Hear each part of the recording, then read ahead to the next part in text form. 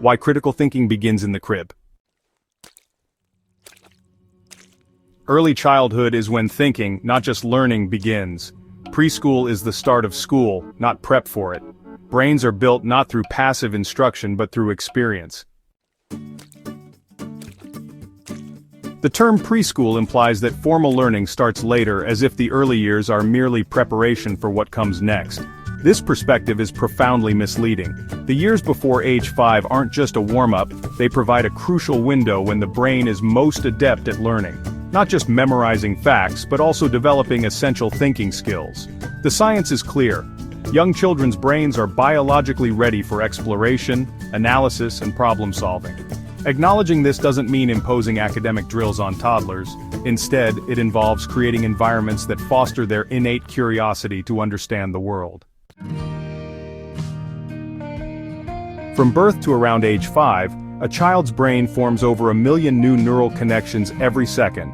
Center on the Developing Child 2023.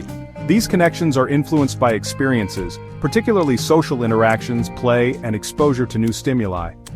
This period is termed a critical phase of brain plasticity, during which learning occurs more rapidly and profoundly than at any other time. Synaptic density reaches its peak in these early years, making young children particularly skilled at developing foundational cognitive and emotional abilities. Importantly, this isn't solely about memorizing colors or learning to count. The developing brain is designed to construct the framework for thinking, categorizing, comparing, predicting outcomes, and understanding how to learn. Children don't merely receive information, they actively develop theories about the world and test them through play and observation.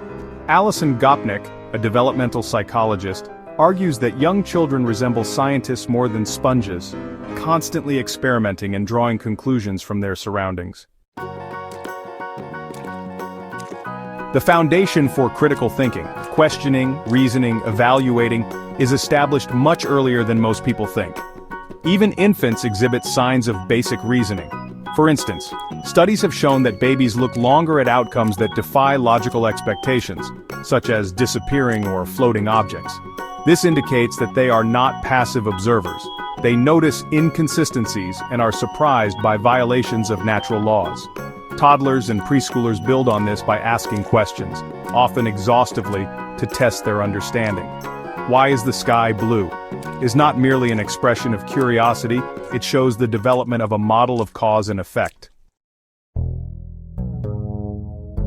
When we talk about critical thinking in older students, we usually mean the ability to analyze ideas, make judgments, and solve problems.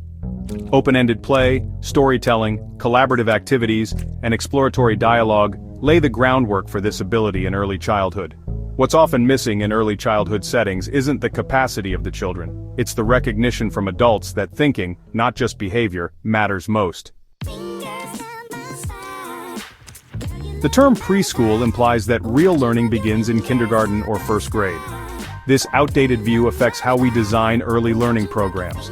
Too often, they are seen as babysitting with a bit of enrichment. But this misses the point. If the brain is most plastic and capable before age 5, we should treat early education as the centerpiece of learning, not the preamble. A major reform is needed. Early learning environments should be redefined as the first stage of formal education, not its precursor. That means shifting funding, training, and curriculum to reflect the importance of this stage. The United States lags behind many countries in recognizing early childhood education as a public good. Instead of seeing preschool as optional or secondary, it should be seen as a foundational investment in cognitive development and long-term academic outcomes. To align with the science, we need a systemic shift. A reformed early education program should include universal access, make high-quality early education available to all families, regardless of income. This will reduce inequities and maximize every child's developmental potential. Play-based, inquiry-driven learning. Avoid worksheets and rote memorization. Classrooms should be structured around discovery, dialogue, and open-ended problem-solving. Educator training. Early educators should be trained in classroom management and child development, cognitive science, and how to facilitate critical thinking in young learners. Integration with K-12. Early education should be integrated into the broader educational system with clear learning goals that evolve naturally into the elementary curriculum. Parent involvement. Equip parents with tools and knowledge about early brain development to support learning at home in ways that reinforce school experiences. This model is not about pushing academics early, but about respecting children's thinking capacity. Science doesn't say children need to read by age 3, it says they need rich, responsive environments that challenge their minds and nurture their questions. The notion that preschool merely serves as preparation for real school overlooks what neuroscience has established. The early years are when the brain is most receptive to learning, not just in terms of language or memory, but in critical thinking itself. If we consider preschool optional or less important, we waste a unique opportunity to cultivate the mental habits that foster lifelong learning. Education doesn't begin in kindergarten, it starts at birth. It's time our educational systems caught up.